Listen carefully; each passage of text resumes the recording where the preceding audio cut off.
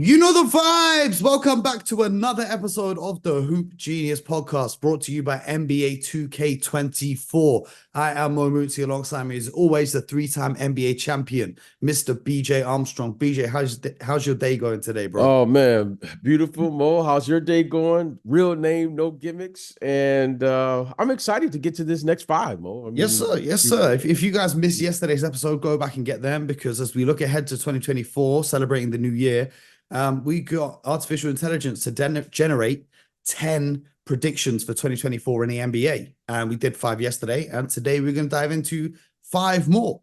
This one is a real interesting one, BJ. Let's go straight in.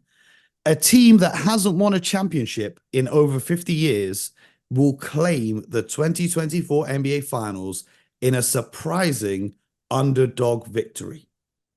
So, if we look wasn't at the that like the list, Denver Nuggets? That was the Denver Nuggets last yep, year, right? yep. So they say another team's going to do it. So if we look at the list of teams who are in a 50 plus year drought, you've got the Kings, you've got the Hawks, you've got the Suns, the Clippers, the Knicks, the Hornets, the Timberwolves, the Magic, the Grizzlies, and the Pelicans. No. Those are the teams. Of those Mm. right now, the Kings could be in the mix. Maybe not to win the whole thing, but compared to the rest of the list, the Kings, the Suns, the Clippers, the Knicks, and then the Timberwolves, Grizzlies, and Pelicans. Of those teams, do you think any of those seven have the ability to win it? I think the Timberwolves for sure are a dark horse. I think the Clippers intrigue me, but I'm not going to fall into their trap. And I also think they lack the size on their roster to make a deep playoff run, especially if they have to play the Nuggets, because as much as I love Zubac, Zubac and Tice, I just don't think can match up with Jokic for 7 games. The Suns, their depth concerns me. The Kings, I just think that they're just missing a little bit from being a top level contender. I think they could be very good. I just don't know if they're a championship team. But which of those teams do you look at? The Grizzlies, that would be an insane run if they got to the finals and won it all. And the Pelicans, if they got healthy, but I have some serious question marks over the Pelicans, especially watching their late game against the Grizzlies. Did you see the one that went to overtime? That was a Yes. horrific, Mhm. horrific ending to that game because they had a huge lead, threw it away, and couldn't execute down the stretch. But do you see any of those surprise teams who have not won it in the last 50 years doing what the Denver Nuggets did last year and winning the NBA championship? Well, AI says this, and high human intelligence says this. No. Okay. All the teams that you noted, I think some of those teams obviously have a chance for the playoffs, right? In particular, you mentioned Sacramento, you mentioned the first place now, Minnesota Timberwolves. But when I look at the team that's got to advance and get 16 wins now Mm-hmm. in the playoffs to be crowned champion, I don't see any of those teams right now that has again separated themselves and that has shown me that they, as of today, show me that that is the team to beat in their respective conferences. Now, Mo, the one thing I can't predict, lineups. When I say lineups, matchups, injuries. Sometime a player will get into a zone. Yeah. Is Anthony Edwards capable? Yes, he's capable. However, when I've watched them, like I just watched them last night, Against the or Knicks. 2 nights Yeah, against the on Knicks, and I'm Sunday night saying, or Monday night. yeah, there are certain That's the things OG that you, effect.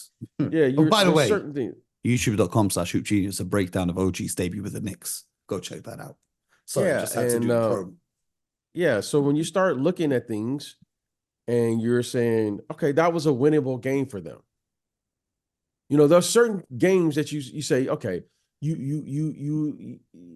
a championship team or championship caliber team will win those level of games. Yeah, you're going into Madison Square Yeah. Garden. You're playing against a team who's just made a major trade, giving up a lot of their depth. You should be crushing the bench minutes, considering they've given up their best bench player, and you've got Naz Reid, who, in my opinion, is a contender for Sixth Man of the Year. You've got an elite starting lineup. They're missing their starting center in Mitchell Robinson.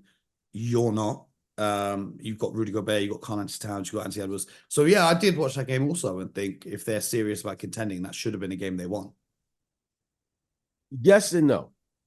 And the reason no is because when you're playing against a new team that made a big trade, that's an actual different team. There's no scouting report. Mm-hmm. OG is going to change the scouting report around. Mm-hmm. If you ever see players who are missing one of their best players, you'll be like, oh, such and such is not playing tonight. They should lose the game. However, you don't know how to defend that team. And we see that happen. Absolutely. But that's what I'm saying. A championship caliber team shouldn't be fazed by a team playing slightly differently. Because the rotations were different, yeah, in terms of their bench lineups and all this kind of thing. But I've seen a lot of turnovers. I've seen a lot of turnovers. That's not on any scouting report. Conventional wisdom would say that. However, I will say this. I'm looking at them through a championship caliber lens. And because I'm looking at this team going, wow, they're the best team in the Western Conference. They're the best team right now in the NBA. But they didn't play like they were the best team. No. The best team, some nights you play and the other team plays unbelievable. Hey, they deserve to win that game.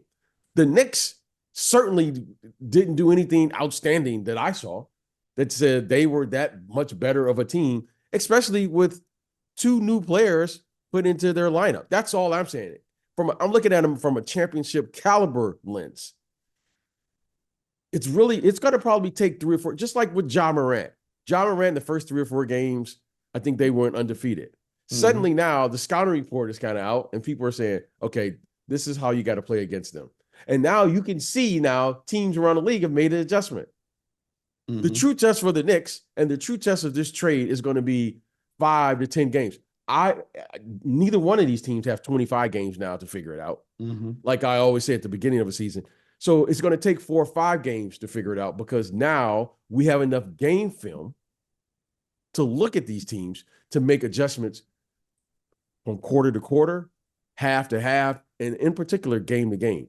So right now, I'm going to really find out about the Knicks next week because then we'll know how they're going to play against those players, and we will be able to know what the other teams in this league said is their weakness. Now, one of the things that I thought was interesting in watching the game was I can't recall this many teams playing zone against the Knicks. Mm. Okay? Not Denver. Minnesota played zone against the Knicks. I was like, oh, wow, that's interesting. Do they not think they can shoot now? You know, is that the thought? Now, luckily for the Knicks, they made it. OG's a better 3-point shooter than RJ, so it's an interesting hypothesis. Again, those are just numbers. It's all about what does it look like in real time in the game, playing, so forth and so on. Okay, I didn't look at this, but I want you to look at it more as I'm saying. As another thing that I thought was interesting, Jalen Brunson's minutes since that trade, to me, it's been like 40 minutes. I don't know what he finished with in the last game. Maybe you can tell us. I'm just pulling up now. In the game against the Timberwolves, Jalen Brunson, he didn't have a particularly strong game. He played 41 minutes, only scored 16 points, 1 of 9 from 3. And he played 40 minutes the night before in Indiana. So I'm looking at this going, okay, is that sustainable? This is Coach Tom Thibodeau at his peak. We know he loves playing his guys big minutes. I'm not blaming anyone. But now you win those games, you win a game, and this says nothing. When you start playing 40 minutes a night on a guy during the regular season early in January, at some point, that's going to affect everyone else. Okay? Now, I'm looking at this going, oh, wow. So now when you have 4 games at a minimum per week, and you start adding all of that up, then suddenly, Mo, we have possibly a little dilemma here. Mm-hmm. So, yes, they win the last game. Just for reference, Jalen Brunson is currently 2nd, and Julius Randle is currently 3rd in total minutes played so far this season. Okay, the only player with more minutes played is Kobe White. That's what I was looking at. Now, I get it. The Knicks won. They should have won that game. However, I'm a little concerned about the dynamic of this team from a minutes perspective as I watch that game, because you got to play a regular season brand of basketball And 40 minutes a night, Mo, That's playoff requires you to basketball. be a special level athlete to do that. Okay? Mm-hmm. And the Knicks play hard. Mm-hmm. So again, I'm going to watch. That was the first game. Good for the Knicks. Excellent. I think Toronto won yesterday as well. Yep. Emmanuel Quickly So and I'm going RJ to be Barrett both interested had to good see. starts. I think it's going to be fascinating to watch and see. I think both of those teams got good players. You know, we keep giving numbers. However, number 1 and number 2 option is Brunson and Randall. That is not going to change. I don't care who comes over there. So, but what I do know is that this kid, RJ Barrett, was averaging about 18 points a game, somewhere around there. And you know what? I can respect that. And OG was averaging, I don't know, somewhere around there too, 16 to 18 a game. So I think that's what probably got the trade done. They both felt that those players would complement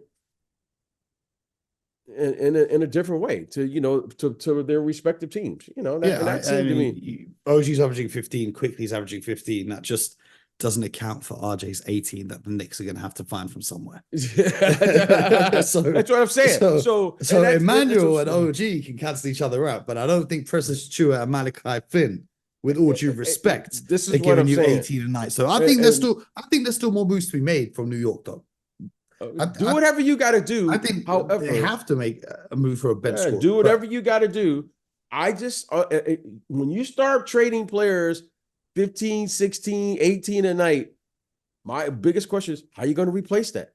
Everyone talks about trading. Everyone talks about those are 2 really, really good players. And to me, which no one has said yet, Emmanuel Quickly is a starter. He's a starter. I think he started in the last game for the Raptors. For the Raptors, yeah. That to me, you gave away 2 starters. 2 starters. Did you see the report that they actually discussed trading Quickly for Marcus Smart over the summer after the Knicks realized that they wouldn't be able to pay him his contract extension? Hey, there's always, Mo, if you're not discussing improving your roster, you're not doing your job. I just would have not news. I would love Emmanuel Quickly on the bench for the Celtics, but I digress. Should we get back to this list? Yes. Number 6 on the list, a top 5 player in the league will be traded in a shocking move that upends the NBA's power balance. Now, we can debate who's top 5. Yes. I'll say this. If the Sixers have another season where they can't get out the second round, Joel Embiid is what? Is he 30 years old now? Do you see wanting him to stay in Philadelphia for the rest of his career? I'm going to say this. I'm going to say this. Get him over the hump. I'm going to say this to every whatever. I'm going to play the game with AI, but this is really HI. I'm going to play the game. You know, this top 5, whatever, I don't know what constitutes a top 5 player. Okay, but what I do know is your impact of winning. Joel Embiid has impact on winning. Okay, he's an impactful player. Yeah. Okay. And this is what I'm going to say to all those players. You know, this idea that has really run rampant in the NBA is, well, if it doesn't work here, I'll just move on to another place. And you know what's the one thing that is probably should be said someplace is I don't think that way of thinking works. Like who's it worked for? LeBron. Okay. Kevin Durant. Okay. Okay. Those players left in free agency. Yes. Okay. Yes. Okay. Free agency is different than trading. Like, I'm going to demand a trade. I haven't seen that work yet. I'm going to force my way out. Mo, free agency is there for a reason. It gives you the right to move on to another situation. Economically, you understand what it is to build another team. So, yes, if that's your choice, that's your choice. Well, now, that to me, I understand. Well, I do want to say, did Kareem force his trade to the Lakers? And did Kareem, it took years to rebuild. Correct. Yes. Um, Yes. Kawhi Leonard forced the trade away from the Spurs and won a championship the next season. Okay. Anthony Davis forced his trade to the Lakers and won a Mickey Mouse championship. Okay. When I'll say it again. When have those players achieve the level of success to the team that they left, with the exception, well, KD left in free agency. So Yeah. Kawhi Leonard, what he achieved in San Antonio, Mm-hmm. individually, with the exception of the championship there in LA, I would argue that AD was probably numbers wise and what he was able to achieve individually is probably more significant what he did in when he's done in LA thus far. Maybe over time, maybe he does. However, Dwight Howard and James Harden and all of these players, Kyrie Irving, did they achieve that level? To me, No. the answer is no. So why is that? Because it's impossible. It's almost impossible to build around a player of that significance. Carmelo Anthony with the Knicks. That didn't work out well. Who's this? Carmelo Anthony. Oh, Carmelo. Oh, yeah. Okay. It's almost, you can't do it. So again, I get it.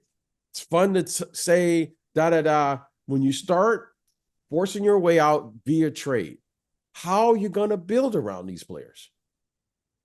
How? Like how? I mean, listen, you got to get a player the way anywhere you can get them. I get it. However, how is it possible to build around those guys? Yeah. Because in order to get one, you got to give something back. And when you start getting things back via a trade, that's what made the Kevin Durant situation to me so fascinating. That's what made the LeBron James when he left. They put together financially a way to make this work under a certain circumstance that worked for that particular moment in time.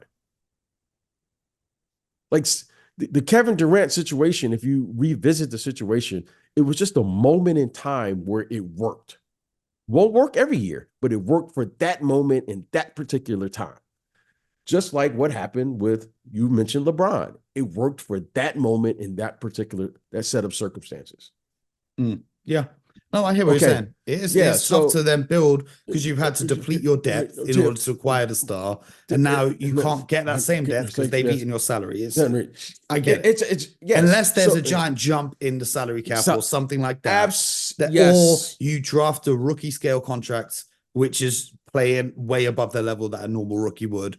Then yeah, I hear what you're saying. Now, yes, that's all I want to say about it, because I'm not opposed to trading for players. It's just that you have to realize the difficulty of putting together a team once you acquire that star player or top 5 player.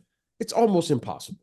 Well, the next one on here is one that I think you will like if this was to happen, although it's kind of general. It says, offensive play will take a backseat as a new era of defensive dominance begins, changing the typical high-scoring NBA games dramatically.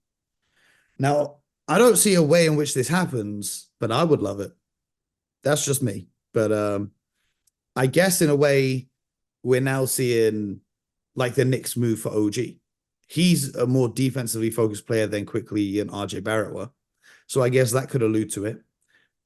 Or how impressed people are now with Chet Holmgren and Victor Wembanyama and what they can do on defense, as well as talking about the offensive part of that game. But I don't see that high scoring trend of NBA regular season games changing anytime soon. Do you? Well, it's been a long time. I'm trying to think of the last player, as you were saying, that I felt was a really defensive juggernaut.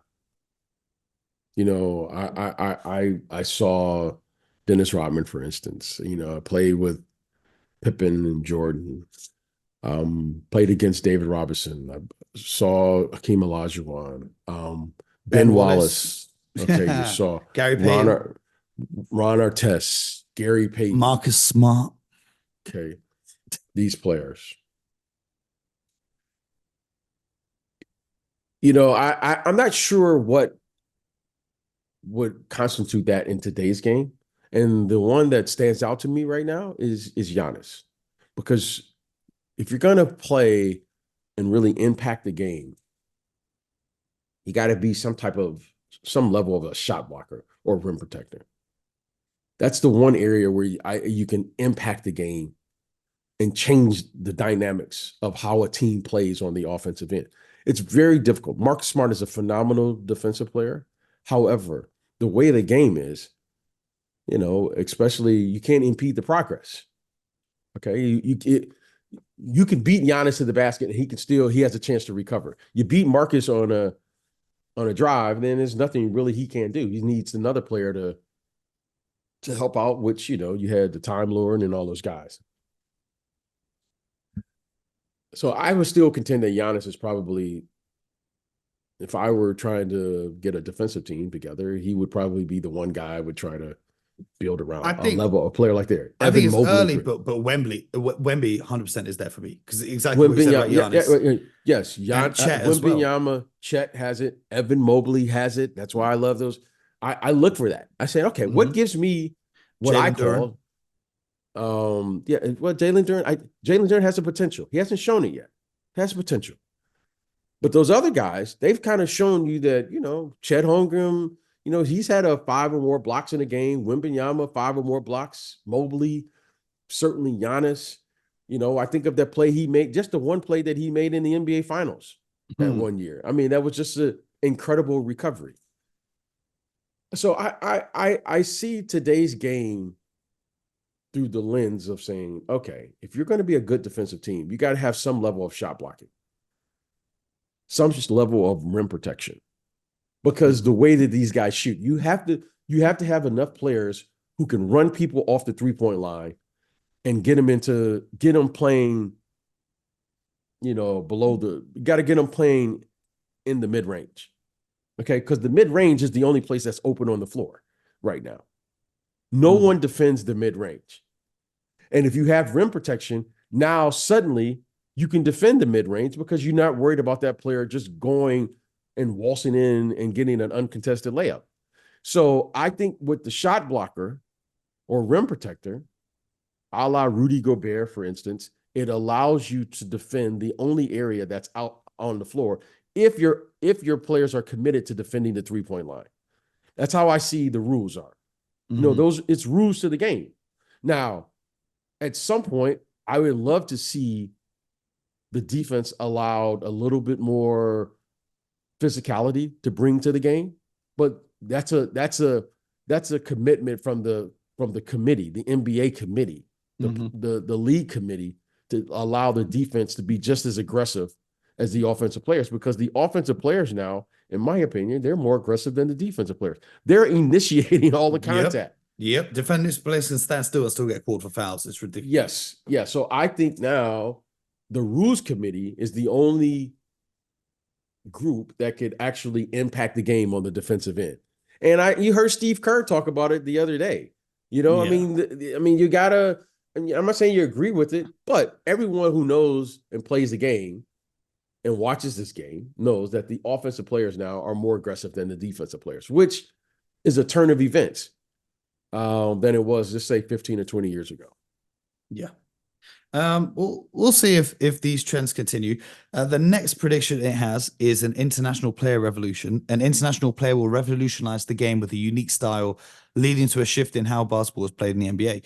I feel like they're just talking about Wembanyama here. And I think we've discussed that a whole bunch of times. Well, I want to stop there for a little bit. Go ahead. You know,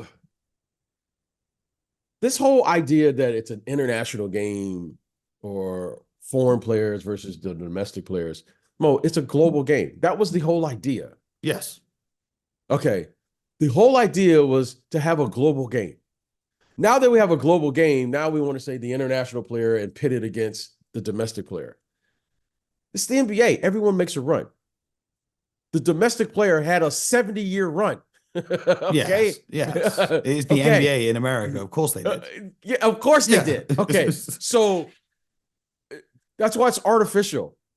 You're just now it's just being a master of the But, obvious. okay, but how about this? In terms of, and obviously I'm not in America, so I can't speak to this as well as perhaps you can. But when you look at the bigs, in particular the fives, right, the Jokic's of the world and the Wembys of the world, whatever, however you want to class them as 7-footers and above. When you look at them and compare them to the US fives, the big men, they do have a different set of skills compared to the traditional big man that comes out of the States. Even if right now you look at who's the best centers coming out of the States, they don't grow up developing their games in the same way that a player coming out of Europe perhaps would. Is that the shift that we could start to see?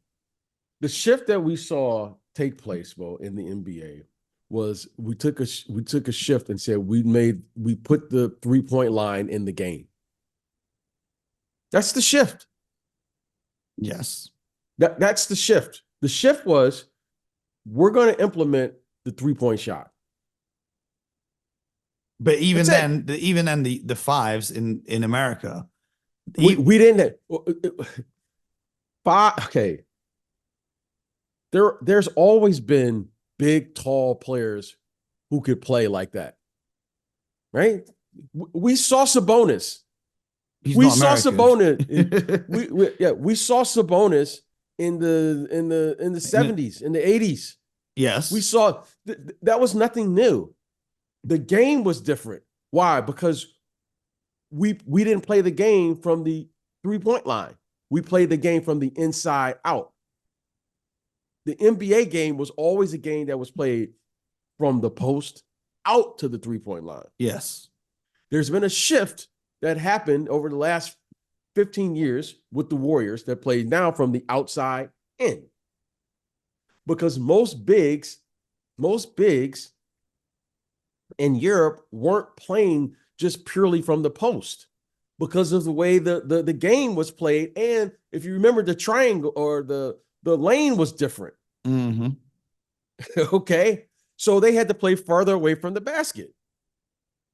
So they were playing more perimeter offense than we were, right? It was a FIBA game, and then there was an NBA game. And then when those players came over here, they needed time to adjust.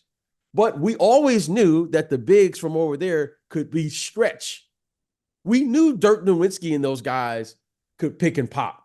Our guys didn't pick and pop. We picked and rolled.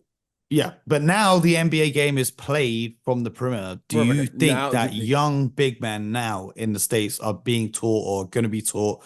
Like Chet Holmgren would be the first example. I think and there's going to be more of that. I think the 5 position has been the last position to adapt to this new way of playing. I've said this like you said it yesterday and last week and the week before. The 5 position has been the final position to adapt to the new NBA. Because we didn't know what to do with the 5s. Mm-hmm. No one was developing 5 men in the NBA. That's just a fact. They can now. Jokic and these guys adapted. They adapted quicker. When you watch Wembanyama to this day, right now, when you watch Chet, you don't know which position they're playing. No, I don't know what all of them. I don't know what Chet's going to settle in. Is he a 3? He shoots threes like a 3. Is he a 4? Looks maybe. Is he a 5? Well, I don't think he's big enough to play the 5 as far as girth. Wembanyama, I don't know what he's going to settle in. He's going to have to figure out at some point what position he's going to actually settle into. Mm-hmm. Okay. But what we do know is that we have this term here now.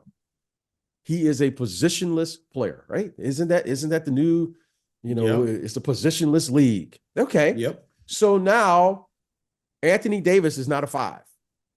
But he's playing the 5. He plays it every night. So I think those players now at those 7-footers now are just figuring out how to play. I think the coaches now are figuring out how to utilize these players. Jokic, to me, is the first player that you got to say you can't play small ball against. You cannot play small ball versus that man. Mm-hmm. I don't care how you might want to play.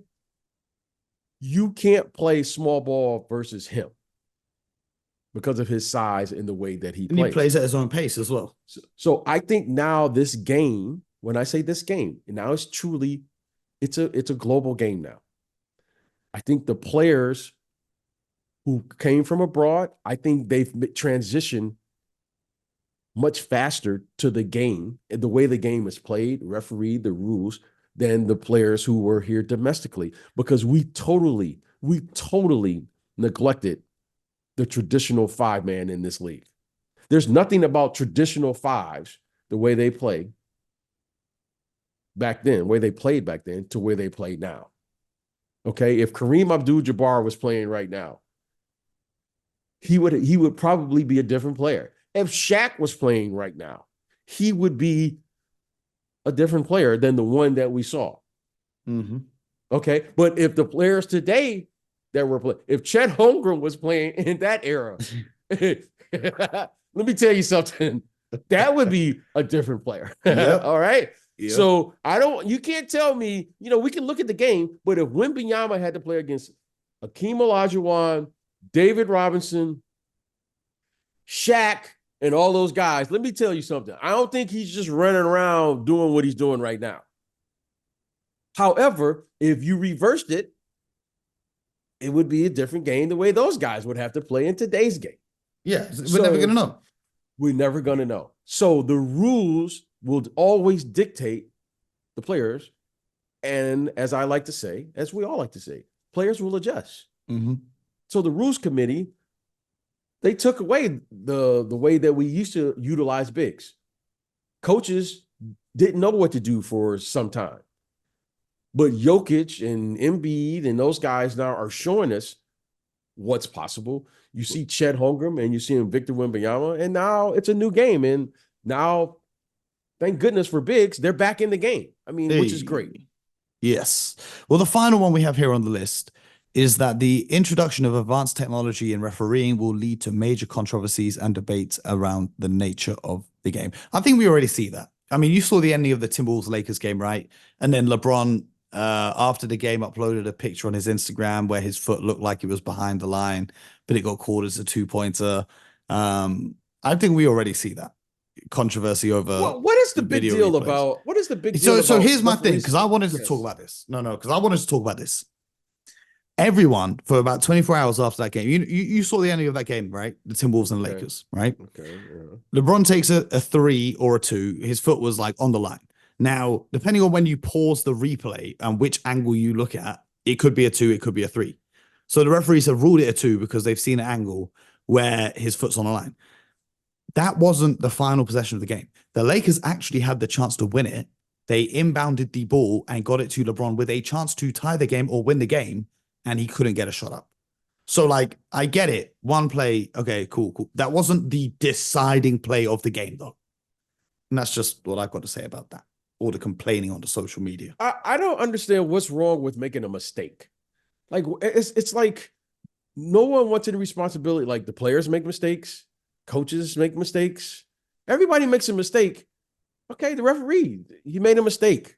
I don't think it was a mistake, though, because there's an angle where his foot is touching the line. Well, if that's what it is, then that's what it is. What I'm saying is, like, okay, well, why did he post that on his whatever account? Whatever it is. I know. So, but that's my thing is, though, like, why are you choking the whole game up to one possession when that wasn't the ending possession of the game? You didn't win or lose that game based on that one shot and that one point. You still had a chance to win it, and you didn't. So pack your bag and go to the next game.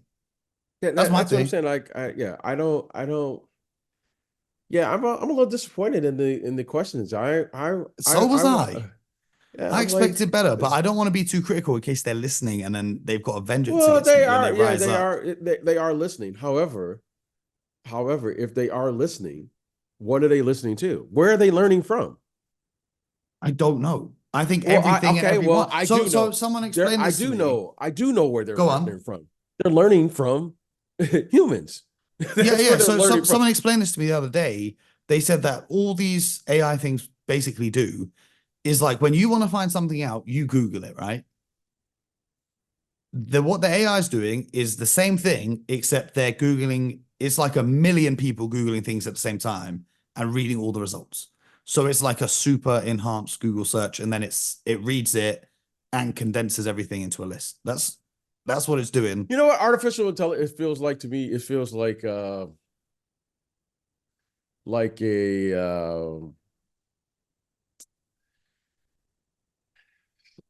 teenager. That's what it feels like to me. What do you mean? What It's does like that mean? it's just like it's like a teenager who does research and it regurgitates what it's heard from like some adult conversation. That's what it feels like to me. Yeah. It doesn't feel like it understands what it's saying. It's just No. regurgitating what it's heard, and then it condenses it and to make it Yeah. sound like, well, yeah, I was in the room, and this is what it's like Cliff Notes. Yeah, this is what the book was about. But you're not really telling me you understand the book. You're just telling me the Cliff Bullet Notes. points of what Yeah, it's yeah. That's what AI feels like to me. I think it's terrific. However, like, what do you understand about it? Yeah. Well, what I'll tell you this though is what's better than AI is the members of the Hoop Genius Discord community. So I want you guys in the Discord to send me your predictions for 2024 in the NBA, and BJ and I will react to them on Friday's episode. How about that? Yeah, And we'll yeah, see yeah. if How about you giving guys can people- beat the machines. Well, here's the thing. You know, Mo, the one thing, the machine is going to tell you and look for the trend. Mhm. But HI, I can freestyle. see Mo, Mo. I can go off course at any moment. I can freestyle. You see, Mo, that's the difference. So what is it that we understand about this game? And that's, to me, what makes our listeners the best, is because we don't know where this is going to go, Mo. We don't know what it's going to say. We don't know what it's going to do. And that's the human dynamic, Mo, of this show. So, yeah, artificial intelligence, that sounds cool. Might be the latest trend, but Mo, I'm never worried about anything that's artificial. Speaking of, I just asked artificial intelligence to write a freestyle rap about NBA player BJ Armstrong. Would you like to hear what it said? Well, absolutely. Because Why this not? is terrible. I'm just reading it now and it's very bad. Do you want to know what it says? It has ad libs. It says, yo, check it. Listen to the tale of BJ Armstrong, never frail. In the league where the Giants dwell, he played the game oh so well. This reads like a poem. Yeah. It reads like a poem, right? It's just got a rhyming dictionary and made it. It says 3 rings on his fingers, shining bright. With the Bulls, he was a flight. In the 90s, the game was tight. Time out. This is rubbish. This is rubbish. Time out. Yeah. See, that's what I'm saying. So, it's like a children's poem. Again, it reminds me of a teenager who really doesn't understand, and it just kind of regurgitates. And then all of a sudden now we act like, nah, Mo, I've been in this game for years, Mo, and it's made me an animal. I'm sorry, I forgot where I was at. We ain't going on that. We're going to have to wrap this one up. We're going to have to wrap this one up. Let's wrap it up. All right. Well, anyway, BJ, appreciate you as always. We'll be back tomorrow with more. Appreciate you guys listening. Check out the YouTube, Spotify, Apple, wherever you get your podcast from. And make sure you subscribe to the show. And most importantly, get buckets.